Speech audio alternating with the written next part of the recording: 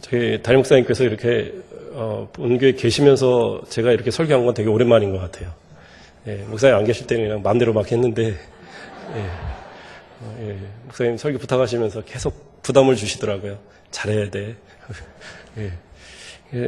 뭐 가끔 하긴 했어도 설교 많이 했는데 또 잘해야 돼 그러니까 되게 부담이 되더라고요. 아까 또 마지막으로 얘기하실 때는 너무 부담 갖지 마. 또 어쨌든 준비한 그대로 또 함께 하나님 말씀 또 은혜 받기를 소망하고요. 오늘 말씀을 통해서 하나님의 얼굴을 또 발견하고 또 우리 가운데 계신 하나님을 발견하는 그런 귀한 시간 되길 간절히 소망합니다. 예전에 그 국민일보 이렇게 홍보 그런 그 광고가 있었어요. 그게 뭐였냐면 아기 오이가 엄마 오이한테 가서 그러는 거예요. 엄마 오이한테 엄마 나 오이 맞아? 그러니까 엄마 오이가 맞아 그랬어요. 나 진짜 오이 맞아? 그러니까 엄마가 뭐라고 그랬게요? 당근이지 그랬어요. 그러니까 아이가 나 당근 싫어. 그리고 집을 가출을 해버린 거예요. 그러니까 엄마가 다시 국민일보에다가 신문을 냈어요. 그 오이야 돌아와라 해갖고 그런 이제 그러면서 가족이 소중합니다 해갖고 국민일보에서 이제 홍보 그 광고를 했던 거예요. 그러니까 아기 오이는 당연히 오이가 맞잖아요. 근데 이제 우리가 당연하지를 한동안 그 당근이지로 이렇게 해버렸다 해서 그걸 이제 이렇게 빗대서 어떻게 만들었더라고요. 당연하게 엄마의 자녀라면 아빠, 엄마를 닮는 게 당연한 겁니다. 그렇죠? 그건 뭐 당연한 사실이에요. 저희 집 아이들을 이렇게 봐도 다 우리 집 아이들인데 안 돼요. 아빠 그 유전자가 되게 힘이 좋은지 다 아빠만 닮았다고. 특히 우리 큰애 같으면 정말 많이 닮았어요. 얘는 습관도 닮고 또 자랄 때 보면 그 커갈 때 사진이 제 아기 때 사진하고 이렇게 비교를 해보면 거의 비슷한 사진이 되게 많아요. 그러니까 예전에 있던 교회에서 이제 저희 교회 우리 요한이가 5살에 왔는데 그 전에 있던 교회에서 이제 돌 때부터 해서 한 3년 이상을 컸어요. 그러니까 여자 청년들이 너무 이쁘다고, 너무 이뻐하는 거예요, 우리 요한이를. 그래서 맨날 데려가는데 어느 날 와서 심각한 표정으로 저한테 하는 얘기가 뽀뽀를 하려니까 도저히 못하겠대요. 그래서 왜 그러냐고 그랬더니 정무세 목사님 얼굴이 갑자기 이렇게 떠올라서, 그렇게 똑같다고 막 그러더라고요. 어쨌든 부모는 자식은 부모를 닮는 것이 당연한 것 같아요. 근데 우리가 신앙인이라면, 그리스도인이라면 우리 하나님과 우리의 관계 속에서는 어떤 모습을 갖고 있냐는 거죠. 과연 내가 하나님을 닮고 있느냐, 하나님을 닮은 모습으로 살아가느냐, 그런 모습들을 한번 생각해 보자라는 거예요. 진짜 내가 그리스도인이라고 한다면, 진짜 하나님의 형상을 따라 지음받은 우리들이라고 한다면, 그렇죠? 하나님께서 창조하실 때 우리를 어떻게 만들었어요? 하나님의 형상을 따라. 우리가 우리의 형상을 따라 사람을 만들고 그렇게 성경 분명하게 기록을 합니다. 물론 대부분의 신학자들은 하나님은 영이시기 때문에 우리처럼 이런 인간의 모습이 아니시기 때문에 지정의의 그 속성에 따라서 속성을 닮았다라고 이렇게 해석을 합니다.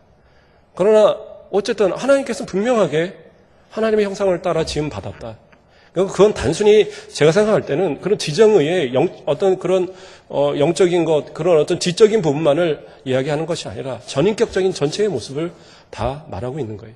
다시 말해서 우리의 모습 속에 우리 스스로도 하나님의 형상들을 발견할 수 있어야 돼요. 그게 우리들의 모습이어야 된다는 사실.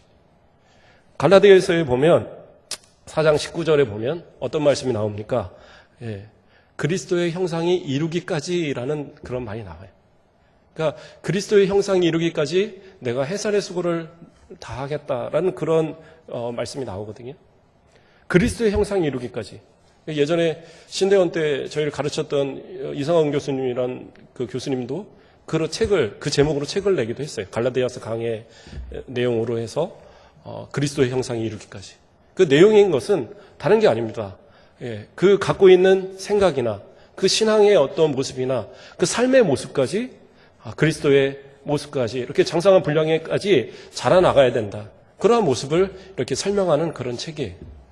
어쨌든 간에 우리는 하나님의 형상, 그리스도의 형성을 우리의 가운데 가져야 하는 거예요. 그런데 우리들의 모습은 과연 그렇게 살아가냐라는 거예요. 하나님께서는 우리를 통하여서 만나주시고 우리와 대화하시고 우리를 통해서 하나님의 예비하신 그러한 복들을 다 더하시기를 원하는데, 그런데 우리는 하나님의 형상을 잃어버린 그러한 사람들처럼 살아가는 그런 경우가 너무 많다라는 거예요. 오늘 본문에서 보면, 좀 전에 제가 말씀드렸던 갈라디아서 4장 19절 말씀 우리 한번 찾아보겠습니다. 갈라디아서 4장 19절. 갈라디아서 4장 19절. 신약 306페이지에 있습니다. 4장 19절. 자녀들아, 다 같이 있습니다. 시작. 나의 자녀들아, 너희 속에 그리스도의 형상이 이루기까지 다시 너희를 위하여 해산하는 수고를 하노니. 오늘 본문에서, 지금 읽었던 부분에서 얘기하는 것이 무엇을 얘기합니까? 그리스도의 형상이 이루기까지 그렇게 자라가야 하는데, 그것을 위해서 바울 사도가 뭐라고 그러냐면 내가 해산의 수고를 한다라는 얘기를 하고 있습니다. 사실 이게 되게 중요한 얘기입니다. 예. 사실 성장하고 자라가는 것은 그냥 우리 성도들이 자라가는 거잖아요. 근데 바울 사도는 뭐라고 얘기하느냐? 내가 그러한 너희들을 위해서 해산의 수고를 한다라는 얘기를 하고 있어요. 한 사람의 그리스도인을 만들기 위해서, 한 사람의 그리스도의 온전한 형상을 만들어가게 하기 위해서 바울 사도는 자기가 해산의 수고를 하고 있다라고 얘기를 하고 있어요. 해산의 수고 아시죠? 제가 얼마 전에 대상포진 그걸 좀 앓은 적이 있었어요. 그때 약간 살이 빠지면서 저희 아내가 빠진 김에 유지해 그래갖고 제가 좀 유지를 하고 있습니다. 그런데 대상포진이 되게 아프더라고요. 그래서 또 가서 약을 타러 갔더니 거기에 무슨 고통이 1번, 2번, 3번 하다가 최고 높은 것이 대상포진, 그 밑에가 해산의 고통이더라고요. 그래서 출산이 그 다음이구나. 집에 와서 얘기했다가 어떤 무식한 사람이 그랬냐고, 아기를 낳았냐고. 아니, 나 거기 써 있는 걸 봤다. 분명히 병원에 그렇게 써 있었다. 대상포진이 더 아프다 그랬더니 웃기고 우리 아내가 막 성질을 내면서 낳았냐고 막 그러더라고요. 그래서 저희 아내는 그때 빨리 잘 낳더라고요. 그래서 난 그렇게 힘들지 모르는데 대상포진은 되게 오래 아프잖아요. 그래서 이게 좀 더 아픈지 아는가 했다가 그날 쫓겨날 뻔했어요. 어쨌든 좋아요. 해산의 고통은 그렇게 힘든 거잖아요. 아기를 낳아보신 분들은 다 알고. 근데 그러한 수고와 같은 것을 자신의 신앙을 위해서가 아니라 성도들이 그리스도의 형상이 이루기까지, 하나님의 형상, 예수 그리스도의 형상을 만들어가기까지 그렇게 한 사람의 그리스도인을 만들기 위해서 난 그렇게 해산의 수고를 했다, 이렇게 고백을 합니다. 그러면 그래요. 어떻게 해산의 수고를 했을까요? 막 말씀을 열심히 준비해서 수고를 했을까요? 아니면 그 영혼을 위해서 열심히 기도를 했을까요? 물론 그것도 다 포함이 되겠죠. 그런데 바울은 그 뒤에 이어서 뭐라고 얘기를 하느냐? 내가 이제라도 너희와 함께 있어 내 언성을 높이려 함은 너희에 대하여 의혹이 있음이라. 근데 뭐라고 해요? 언성을 높인다라고 얘기해요. 해산의 수고라고 말을 하면서 무슨 얘기를 하냐면 언성을 높인다. 그러니까 언성을 높인다는 건 뭐예요? 질책하는 거예요.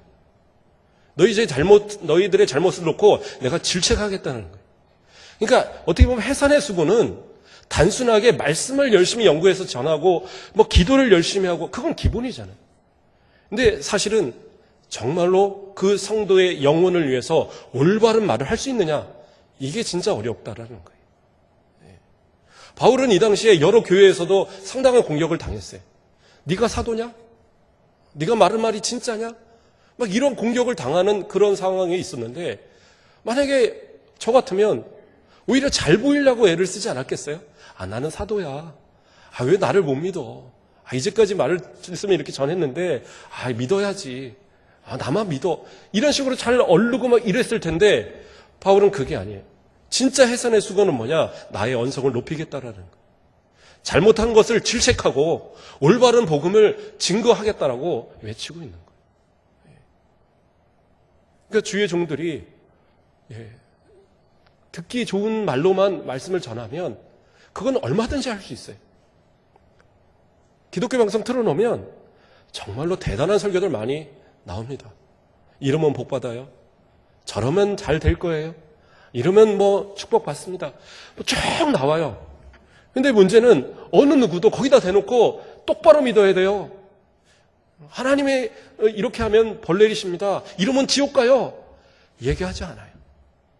왜요? 거기서는 좋은 말만 해야 돼요. 그래야지 또 불러주니까. 좋은 말만 해야 돼요. 그래야지 사람들이 많이 보니까. 그래야지 유명해지니까. 그런데 그게 아니에요. 진짜 하나님이 세우신 목자는 양들이 먹어야 될 것에서 올바른 것을 먹여야 되는 거예요. 잘못된 잡초나 잘못된 독초를 먹어서 그 영혼 망치면 안 되잖아요. 그래서 말을 안 들을 때는 막대기를 들어서라도 때려서라도 가르치는 것이 진짜 목자예요. 그래서 바울 사도는 그것이 해산의 수고라고 얘기하고 있는 거예요. 나는 언성을 높여서라도 나는 너희를 가르칠 거다. 그래서 주의 종이 그러한 것에서 자유롭게 만드셔야 돼요. 뭐라고 말씀을 드릴 때에 왜 나한테 이렇게 말씀하시지? 왜 나를 이해를 못하시지? 나를 미워하는가? 그렇게 생각하지 마세요.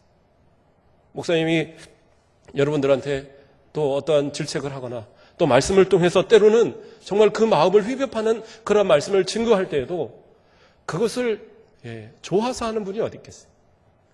그래서 우리 목사님 뭐 항상 얘기하시잖아요. 수술 잘하는 의사와 멋진 사람 죽이는 의사와 어떤 의사를 택할 거냐? 수술 잘하는 의사야지. 내 살을 썩은 살을 과감하게 도려내는 그런 일들을 할 수 있도록 여러분들이 그렇게 믿고 따르셔야 되는 거예요. 그것이 진짜 그리스도인 만드는 거기에 그러한 해산의 수고를 우리 담임 목사님도 또 주의 종들은 그것을 열심히 하고 있다는 사실. 신명기 27장에 보면 우리가 잘 아는 대로 신명기 28장은 축복의 장이죠. 뭐 들어와도 복을 받고 나가도 복을 받고 막 실컷 복이 나와요. 근데 27장에는 어떤 내용이 나오냐면 이스라엘 백성들에게 이야기합니다. 너희들이 나중에 그 가나안 땅에 들어가면, 그러니까 모세가 아직은 가나안 땅에 들어가지 않은 이야기를 하고 있는 거예요. 거기에 들어가면 그림 신산이 있고 에발산이 있을 것이다. 근데 제가 예전에 뭐 저는 가 보지는 못했는데 예전에 그 구약학 교수님이 사진으로 보여주시더라고요. 딱 찍어놨는데 그림 신산은 바로 옆에 있는데 풀이 많아요. 그래서 푸르른데 에발산은 그냥 민둥산입니다. 풀이 안 나요. 신기하게. 뭐 거기다가 갖다가 뭐 양을 풀어갖고 일부러 먹인 건 아닌데 옛날부터 그랬나 봐요. 그래서 에발산 쪽에는 6지파 그리고 그림신산에 6지파를 놓고 그 다음에 그곳에서 축복과 저주를 하는데 27장 후반부에 보면 저주의 이야기들이 막 나와요. 그런데 그 저주에 레위인을 세워서 레위 지파의 제사장을 세워서 그로 인하여 막 외치는데 무엇을 하냐? 저주의 말이 나와요. 이러면 저주 받을지어다. 이러면 저주 받을지어다. 저주 받을지어다. 나오는데 뭐라고 나오냐면 너희는 아멘할지어다. 너희는 아멘할지어다. 아무리 내 마음을 휘벼파는 그러한 말씀이 내게 주어져도 두렵고 떨리는 마음이 그런 말씀이 주어져도 그 가운데 아멘하라는 거예요. 그게 복된 말씀이고 그것이 진짜 우리의 영혼을 살리는 일이기에 그것이 하나님의 언약으로서 오히려 그 말씀을 우리가 받음을 통해서 우리의 삶이 변화되고 우리의 생각이 변화되고 우리가 그리스도인다워지면 그것이 복된 길 아니겠어요? 그것을 성경은 우리에게 이야기하고 있어요. 하나님은 우리에게 복 주시기 위해서 때로는 그 저주의 말씀도 증거하시는 거예요. 주의 종이 앞에서 말씀을 증거할 때 가감없이 증거할 수 있도록 그렇게 아멘 하셔야 돼요. 내 귀에 듣기 싫은 말씀들이 주어지면 아멘이 작아지고 그것도 아니에요. 항상 내가 하나님 앞에 아멘 주시는 말씀에 아멘. 그래서 그 말씀을 통해서 내 생각, 내 삶이 다 변화되어져야 하는 거예요. 그것을 통해서 내 삶이 변화될 때 진짜 내가 하나님을 발견하고 내가 그리스도와 얼굴을 맞대고 그 주시는 복을 받아 누리는 그러한 모습의 삶이 될 수 있다는 사실입니다. C.S. 루이스라는 분이 있죠. 우리 목사님 책을 이렇게 소개를 하셨어요. 처음에 예수를 안 믿다가 나중에 회심해서 예수를 믿게 된 분인데, 이분이 쓴 책 중에 순전한 기독교, 그 기독교라는 곳에서 나오는 말씀 가운데 뭐라고 얘기하느냐, 우리가 하나님의 초상하다라고 얘기하더라고요. 우리가 하나님의 초상하다. 이게 다시 말하면 그게 무슨 말이냐, 세상에 어떤 피조물도 하나님을 완벽하게 표현하는 존재는 없다. 그러나 우리가 가장 하나님을 완벽하게 표현할 수 있는 존재다. 그래서 우리는 하나님의 초상하다라고 이렇게 얘기를 합니다. 그 내용을 가만히 읽어보면 그런 얘기가 나와요. 다 피조물들도 하나님의 어떤 속성들을 보여주는 부분들이 있다는 거예요. 우주도 하나님께서 창조하셔서 그 하나님의 광대하심을 다 보여줄 수는 없지만 저 큰 우주보다 더 광대하신 하나님, 그것을 좀 생각할 수 있게 만든다라는 거예요. 어떤 꽃도, 꽃의 아름다움도 하나님의 그 아름다움의 어떤 일부분을 보여주는. 그런데 사람은 뭐예요? 하나님께서 친히 하나님의 형상을 따라 지으셨어요. 그러니까 우리의 모습을 통해서 하나님의 형상이 나타나줘야 된다는 사실. 진짜 그리스도인이라고 한다면 하나님의 형상을 우리를 통해서 보여줘야 되는 거예요. 빌립이 요한복음 강해 목사님 통해 들을 때도 얘기하지만 하나님의 아버지를 보여주세요. 예수님께 막 얘기해요. 근데 예수님을 본 사람은 하나님을 이미 본 것이다 얘기하잖아요.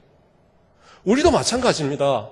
진짜 그리스도인이라고 해서 내가 정말 예수 믿고 거듭난 그리스도인이라고 한다면 우리 안에서 계신 우리의 형상을 통해서 하나님을 발견할 수 있어야 돼요. 어느 순간 그러지 않으세요? 저는 어느 순간 하나님이 궁금하지 않아요. 예수님이 어떻게 생겼을까 궁금하지 않습니다. 거울을 보면 예수님이 이렇게 생기셨죠. 예수님께 욕이 될는지 모르겠지만 저는 그런 얘기도 합니다. 하나님 나하고 비슷하게 생기지 않으셨을까요? 얼굴 돼지, 몸매 돼지, 인격 돼지. 돼지가 아니에요. 된다라는 얘기입니다. 된다라는 얘기. 제가 살찌기 전에부터 이 이야기를 했어요. 우리 주일학교 애들한테도 맨날 설교할 때 얼굴 돼지, 몸매 돼지, 인격 돼지. 그 옛날에 그 돼지바 선전할 때 이효리가 나와서 그거 얘기했거든요. 얼굴 돼지, 몸매 돼지 막 이러면서. 그러니까 나도 한번 써보고 봤더니 애들이 너무 좋아해요. 그래서 우리 목사님 막 그런데 어떤 애가 수련회 가서 꼬마 애가 지 노트에다가 써놨어요. 목사님은 돼지다. 그 돼지가 아닌데. 어쨌든 그래요. 내 모습을 통해서 하나님을 발견하는 것. 그렇죠? 물론 완벽하지는 않죠. 그러나 초상화라는 게 똑같지는 않잖아요. 그렇죠? 조금 틀리잖아요. 이게 화가들이 그림을 그릴 때 이왕이면 조금 더 잘생기게 그린답니다. 왜냐하면 똑같이 그려놓으면 잘 그렸다고 하는 사람이 없대요. 다 못생겼다고 그러지 왜 이따위로 그렸냐. 근데 조금 더 잘생기게 그리면 최고라고 그런대요. 어쨌든 초상화는 똑같을 수는 없지만 많은 것을 담게 그리죠.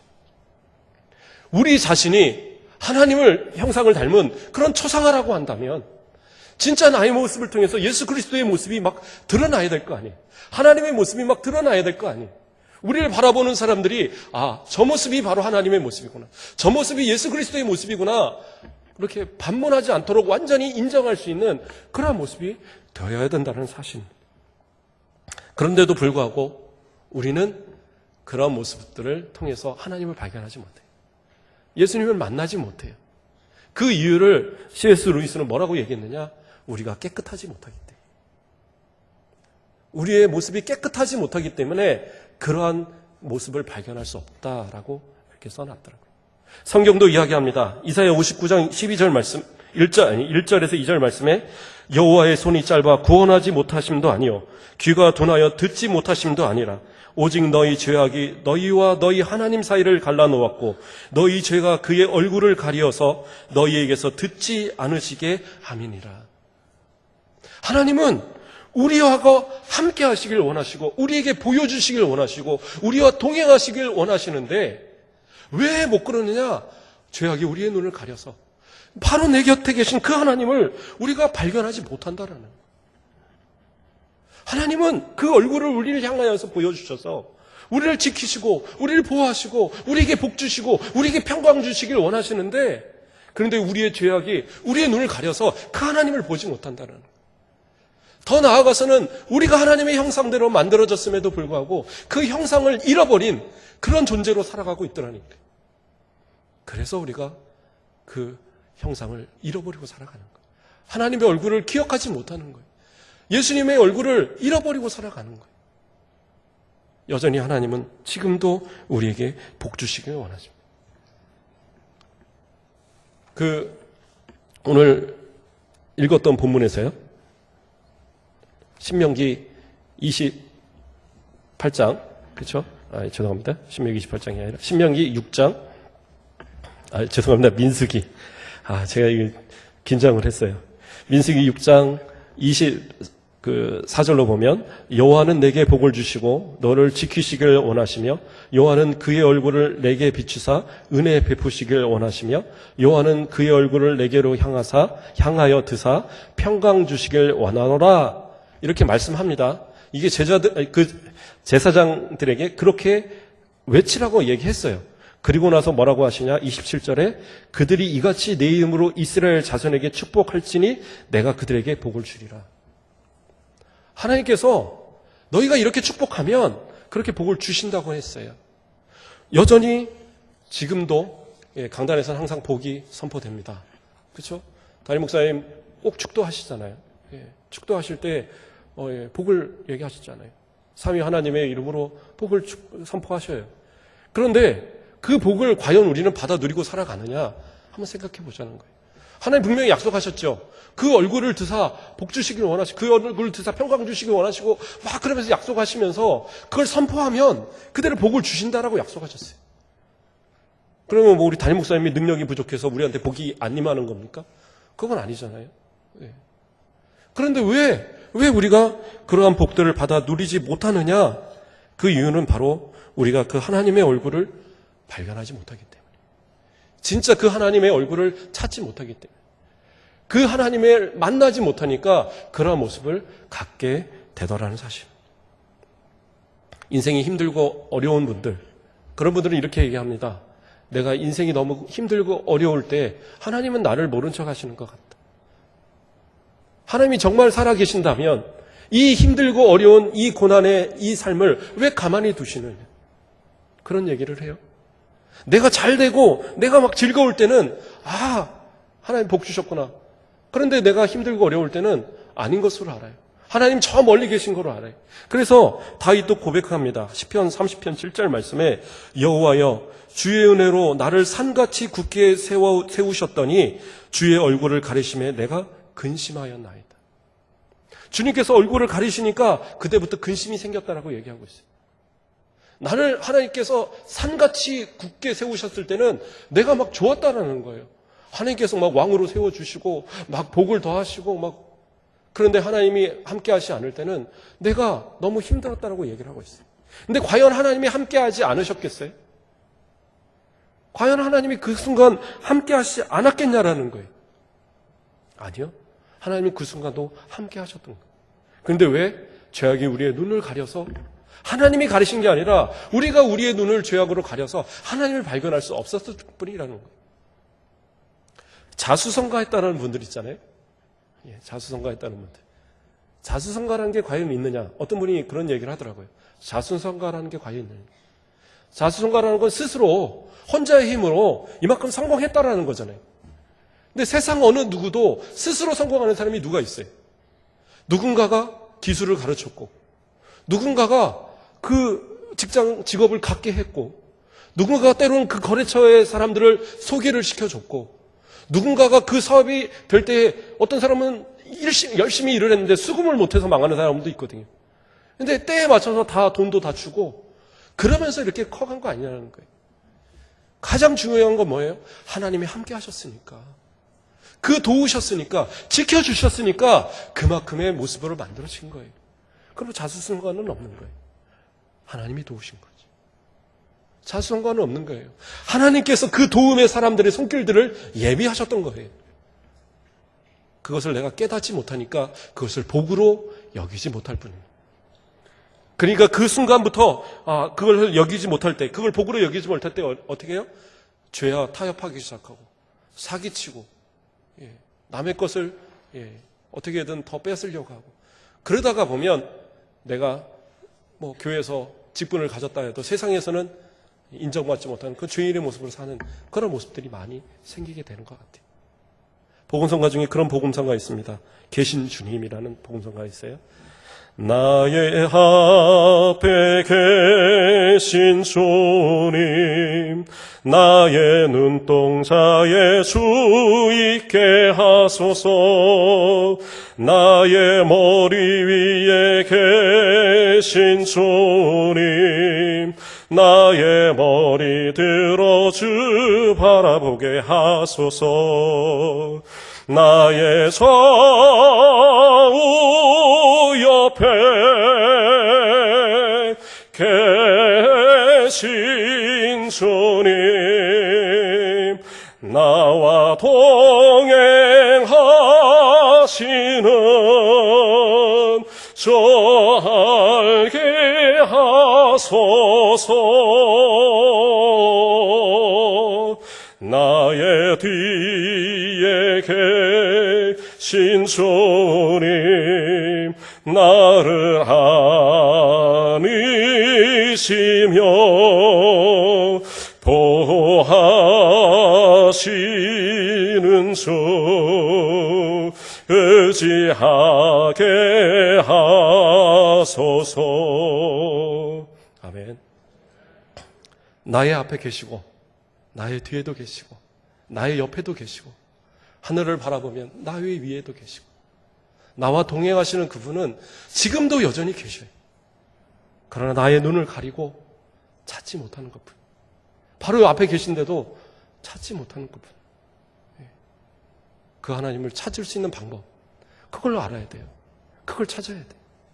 그래서 그러한 방법을 다윗은 찾았어요. 뭐라고 얘기하느냐? 시편 30편 8절 말씀으로 7절에 이어서 8절 말씀에 보면 뭐라고 시작되냐면, 여호와여 내가 주께 부르짖고 여호와께 간구하기를. 주님을 잃어버렸어요. 주님을 만나지 못하는 것 같아요. 그런데 그가 찾을 수 있는 방법은 뭐냐? 기도구나 깨달았어요. 그러니까 그의 입술로 고백하는 것이 내가 부르짖고 내가 간구합니다. 하나님 도와주세요. 그것이 우리의 유일한 방법이에요. 예레미야서 29장 11절로 13절 말씀에 여호와의 말씀이니라. 너희를 향한 나의 생각은 내가 아나니 평안이요 재앙이 아니니라. 너희에게 미래와 희망을 주는 것이라. 너희가 내게 부르짖으며 내게 와서 기도하면 내가 너희들의 기도를 들을 것이요 너희가 온 마음으로 나를 구하면 나를 찾으실 것이요 나를 만나리라.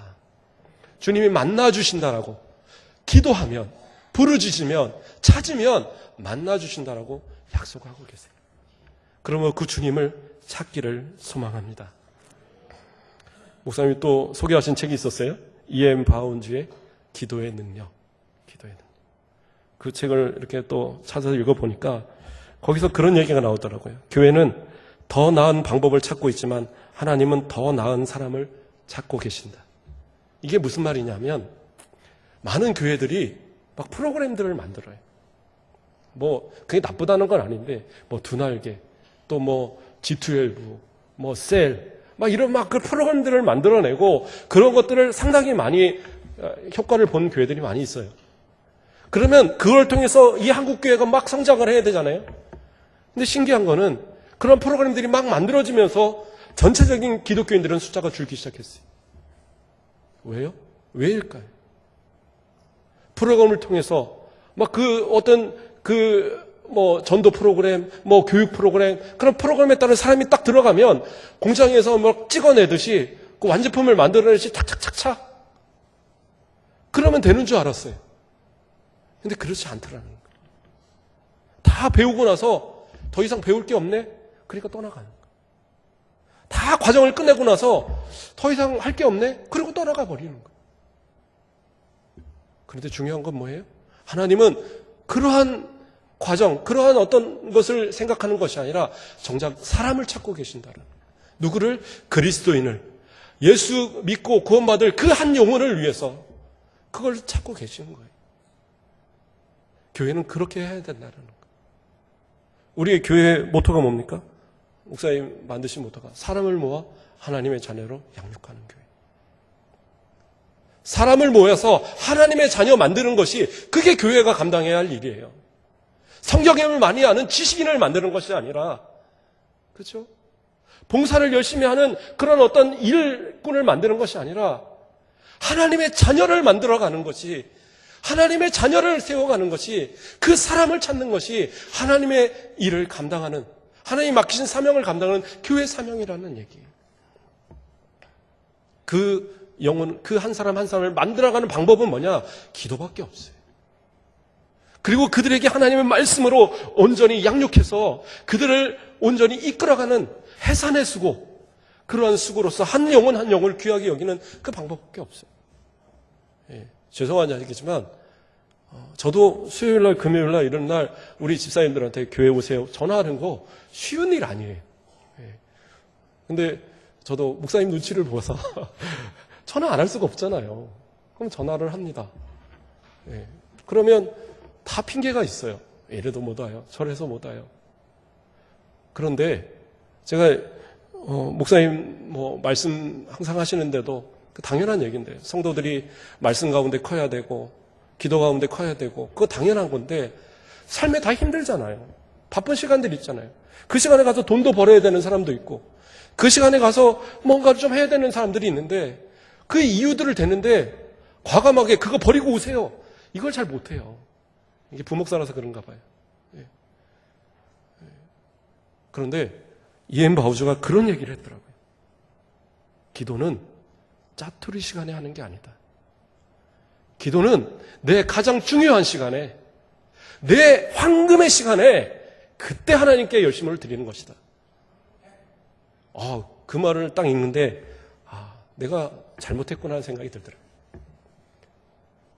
수요 예배, 그렇죠. 밥도 못 먹고 오는 그 시간에 직장에서 막 달려오는데 오는 것이 쉽지 않잖아요. 그 시간에 밥을 먹고 힘을 내야 되는데, 아니요. 그 시간을 하나님 앞에 드리는 것이, 그게 진짜 기도고 그게 예배라니까요. 금요일 날 모든 거 이제 좀 내려놓고 편하게 쉬어야 될, 그렇죠? 불금, 불같은 금요일, 가다가서 막 놀고 예. 아니요. 불같이 기도하는 금요일. 예. 심야회에 나와서 기도해야 될 거 아니에요. 그 시간을 하나님께 드릴 수 있는 것, 내 가장 황금 같은 시간을 하나님께 드리는 것, 그거더라고요. 그게 그리스도인이더라니까요. 그게 하나님의 얼굴을 바라보는 사람들, 그게 복을 받을 준비가 되어 있는 사람들의 모습이더라는 거예요. 그런데 그걸 잃어버리고 있는 많은 성도들, 우리 담임 목사님 얼마나 안타깝겠어요. 이게 살 길인데, 이게 진짜 그리스도인 되는 길인데, 이 말씀을 통해서 살아야 하는데, 이 기도를 통해서 살아야 하는데, 여러 가지 이유들, 그 황금 같은 시간, 그 중요한 그 시간, 그 때문에 내가 기도할 시간이 없어요. 예배 드릴 시간이 없어요. 그래서 나중에 시간이 좀 남으면 그 짜투리 시간에 나 가볼게요. 아니, 오히려 그 짜투리 시간은 내 일을 위해서 하시고, 내 그 황금의 시간을 하나님께 드리는 결단이 있기를 소망합니다. 그런 아이들이 진짜 하나님의 복받는, 하나님의 축복의 사람들이 되어질 거라는 사실입니다. 바울 사도는 이야기합니다. 사도행전 20장 24절 말씀에, 내가 달려갈 길과 주 예수께 받은 사명, 곧 하나님의 은혜의 복음을 증언한 일을 마치려 하면은 나의 생명조차 조금 더 귀한 것으로 여기지 아니하노라. 복음을 위해서 자신은 생명조차 귀하게 여기지 않는다. 주님을 위해서라면, 주님의 그 말씀을 위해서라면, 주님의 나라가 확장되는 그 일을 위해서라면 나는 목숨도 아끼지 않겠다. 그런데 우리는 그렇지 않잖아요. 우리는 내 먹는 것이 우선이고, 내 자녀가 우선이고, 내 직장이 우선이고, 내 돈이 우선이고, 다 챙겨놓은 다음에 그 다음에 나머지 짜투리, 이것이 내가 하나님께 드리는 전부가 되는 것은 아닙니다. 근데 하나님은 그것을 원하시는 게 아니에요. 지금 나에게 가장 황금의 시간, 가장 내가 어려운 그 순간에서도 하나님께 그것을 구별하여 드릴 수 있는 그러한 모습, 그것을 하나님은 원하고 계신다는 사실입니다. 바울은 그러한 이야기를 합니다. 복음을 이야기할 때 그것이 나의 복음이다라는 그런 표현을 해요. 나의 복음. 네. 그럼 나의 복음이라는 말은 무슨 말일까? 그 나의 복음이라는 것은요, 뭐 바울이 내가 말씀을 이만큼 가지고 있으니까 내가 이렇게 그렇게 그런 마음으로 증거하는 걸 얘기하는 게 아니에요. 그 영혼에, 그 생명에, 그 피에, 그 육신의 복음이 완전히 육화되어져서 내가 복음이 아니고는 살아갈 수 없는 그런 모습이 되었기에 그 입술로 그 나오는 그 모든 것이 내 복음이다라고까지 얘기를 하는 거예요. 하나님의 말씀을 들으시고 예수 그리스도의 말씀을 들으시고 그 말씀을 좀 내 육체와 내 피와 내 살에 그것이 녹아들여지도록, 그래서 바울만 그렇게 고백하는 게 아니라 나 또한 예수 그리스도의 복음을 증거할 때 내 말 좀 들어봐. 내가 얼마나 은혜 받았는 줄 알아? 내가 만난 예수님이 어떤 모습인 줄 알아? 내가 만난 하나님이 어떤 모습인 줄 알아? 그래서 우리가 나아가서 외칠 때에 그냥 성경에 이렇게 있다더래, 예수 믿으면 구원 받는다 더래, 이게 아니라 예수는 믿으면 구원 받아, 너와 내 집이 구원 받아 하고 담대하게 외치고 우리를 통해서 하나님을 발견할 수 있도록, 그래 저 사람 같으면 내가 저 사람을 보고 예수님을 믿겠다, 내가 저 사람 같으면 저 사람을 보고 하나님을 믿겠다. 그래서 좀 그러한 진짜 그리스도의 형상이 내 가운데 이루어져 가는, 그래서 나를 통해서 하나님의 얼굴이 드러나지는 그런 삶의 모습이 되어야 할 것입니다. 말씀을 정리해 가겠습니다. 우리는 하나님의 형상을 따라, 하나님의 형상을 따라 지음받은 그러한 존재들입니다. 우리가 하나님의 형상을 따라 지음받았다면 그 형상을 드러내며 살아줘야 돼요. 또 우리를 통해서 하나님의 얼굴을 발견할 수 있어야 돼요. 거울을 보시면서도 한번 대화해 보세요. 하나님이 이렇게 생기셨죠? 저와 같이 생기셨죠? 예. 그래서 때로는 어딘가를 고치고 싶어도 함부로 못 고치겠습니다. 하나님, 어떤 분이 그러시더라고요. 제가 아주 재미있는 얘기를 들었어요. 어떤 집사님이 남편이 그런데요. 어디 좀 고치려고 그래도 고치면 안 돼. 그래서 왜 그랬더니 나중에 하나님이 못 알아보시면 어떡해. 하나님 알아보실 수 있도록 그냥 그렇게 살아 막 그러더래요. 근데 감사할 줄 알고, 물론 뭐 고치는 게 나쁘다고 얘기는 하는 건 아니에요. 그러나 나의 모습 속에서 하나님의 형상을 발견하고 또 그 하나님이 주시는 그 복을 받아 누릴 만한, 그래서 내 옆에 계신, 내 위에 계신 그 하나님을 항상 바라보고 발견함을 통해서 그 하나님이 주시는 복을, 그 하나님이 지켜주시는 그 지키심을, 그 하나님이 주시는 그 은혜를, 그 평강을 받아 누리며 살아가시고, 더 나아가서는 우리를 통해서 그 하나님의 형상이 드러나줘서 많은 사람이 우리를 통해서 예수 그리스도를 발견하고 하나님을 발견하고 하나님이 주신 복을 함께 누려가는 그러한 귀한 역사가 일어나시길 주님의 이름으로 축복드립니다. 기도하겠습니다. 사랑의 하나님, 감사를 드립니다. 오늘도 우리를 사랑하여 주시고 오늘도 주님 앞에 나와 예배 드릴 수 있도록 인도하심을 감사를 드립니다. 말씀을 주실 때에 날마다 우리의 말씀과 주시는 은혜에 아멘하여 순종하는 모습들 되게 하시고, 그 말씀이 때로는 우리의 마음을 아프게 해도 그 가운데 순종하여 아멘함으로 하나님의 더 크신 은혜의 복을 받아 누리는 우리 성도들 되게 하시고, 하나님의 얼굴을 바라보며 더 나아가 그 얼굴을 우리를 통하여 세상 사람들에게 보여주고 증거되어지는 귀한 삶 누려가는 우리 모든 성도들 되도록 인도하여 주시옵소서. 감사하며 예수 그리스도의 이름으로 기도합니다. 아멘.